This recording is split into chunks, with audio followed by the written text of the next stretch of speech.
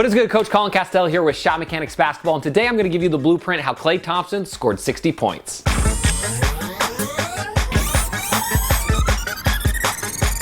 All right, so if you didn't see the game, Klay absolutely went off against the Pacers. Now, he had 60 points in only about 30 minutes of playing time, which is absolutely insane when you really kind of think about that kind of points per minute production that he put up. But what's really interesting, if you dig deep into the highlights and the clips, you find out that what he was doing actually isn't that hard, and there are a lot of things that a lot of players can do better to score more points immediately. So today, what I wanted to do is break a 60-point performance into 5 categories. And if you can improve each category, you're going to improve your scoring average very quickly. Now, you're probably not going to score 60 points, but that'd be sweet if you did. But by looking at these 5 categories and by improving each one of them, you're definitely going to score more points, and you're going to score a lot more easy points. All right, so before we get started, I also wanted to let you know that you can get my #1 scoring workout for free at the link down below. That way you can also help increase your scoring average probably the very first time you use it, because it's that powerful. All right, so with that, let's jump right into it. And #1, we've got running the floor. So a lot of players don't realize that there's free points to be had just by running the floor, and Klay Thompson did this perfectly. So check out how when the ball changes possessions, Klay Thompson puts his first 3 steps down really hard to try to get out in front of the defense. Now the big key to running the floor is doing the work early before the defense is ready to it. So if you try to start out slow and speed up later, it's going to be hard to get in front of them. So work on getting up the floor quickly, and even if you don't get the ball, it's not that big of a deal because you're still helping your team out because you're stretching the defense in transition, and other good things can come. And a lot of times if you can get up the floor quick, you'll be coming back to the basketball when the point guard crosses half court, so you'll get the ball early and be the first one who gets to attack. And the more times you get to attack, generally the more points you're going to score. So remember, it doesn't matter what position you play. You might be a guard, a forward, or a post. If you can get out and run the floor, you're going to get a lot more opportunities for easy baskets. And so even if you get 2 or 3 of those each game, that's an extra 4 to 6 points that you're going to get on your scoring average just by easy transition layups. So make sure you bust your tail early to get easy baskets. So next, we're going to move from running the floor to efficient dribbles. Now today, athletes and fans go wild for the ankle-breaking crossovers where a guy set his man up and then hit him with a bunch of different moves. But the reality is that's not efficient. And one thing that Klay displayed in this game was unbelievable efficiency when it comes to using his dribbles and scoring the basketball. In the game, there was only one play where he dribbled more than 2 times. And there's some other crazy statistics to go with this. He only had the ball for about 90 seconds total and dribbled only 11 times on 33 shots. So notice that every dribble that he took in the game had specific purpose to get him where he wanted to be. And when it comes down to it, what would you rather do? Break a couple ankles or score 60 points?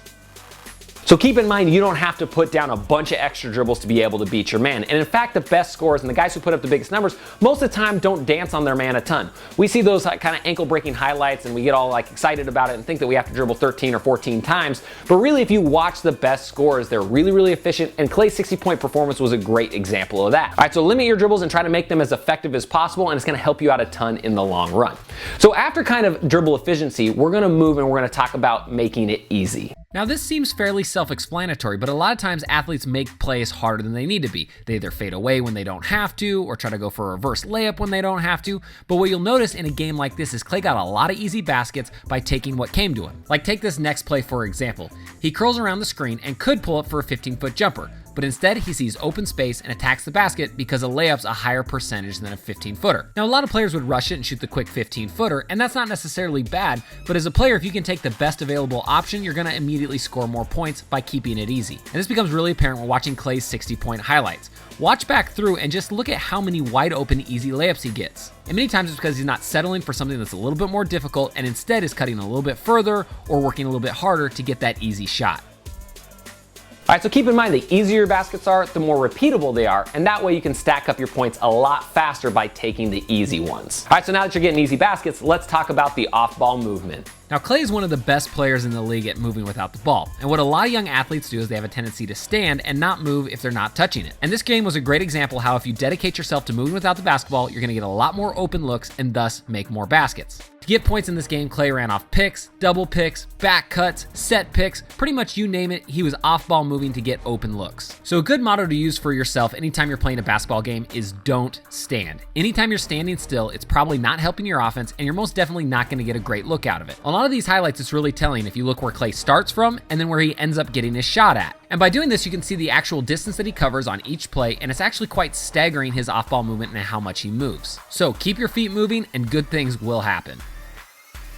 Now remember, a major issue that a lot of young athletes have is that they stand still when they don't have the ball. They feel like they're not engaged. But if you watch a player like Klay Thompson, who's probably one of the best in the league at it, he's constantly moving off the ball. He's either setting screens, running off double screens, right? And so a lot of the reason why he's able to score so many points is because he uses that off-ball movement so efficiently. He'll get layups, he'll get jump shots, all sorts of great looks out of it. So if you can constantly keep your feet moving, you're gonna find out that you score a lot more points a lot easier just by being at the right place at the right time. All right, so now let's move on to one of the most crucial and one of the most under-taught things when it comes to scoring the basketball, and that's spacing.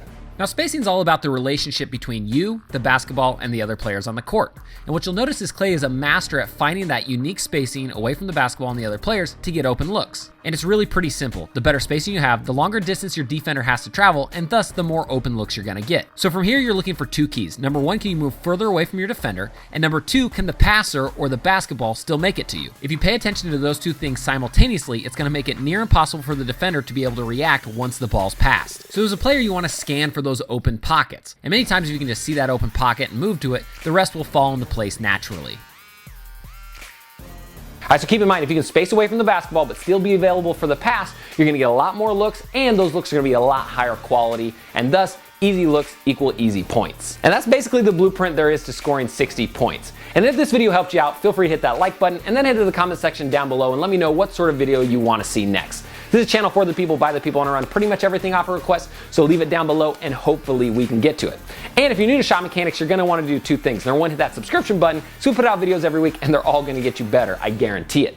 The second thing you're gonna wanna do is click the button above or the link in the description, get a free copy of my #1 scoring workout that I talked about earlier. This is gonna kinda change the way you think about training and probably increase your scoring average the very first time you use it. So pair it with the knowledge that you learned today and you'll be deadly. All right, again, I'm Coach Colin Castell with Shot Mechanics Basketball. Thanks for watching, and until next time, splash on.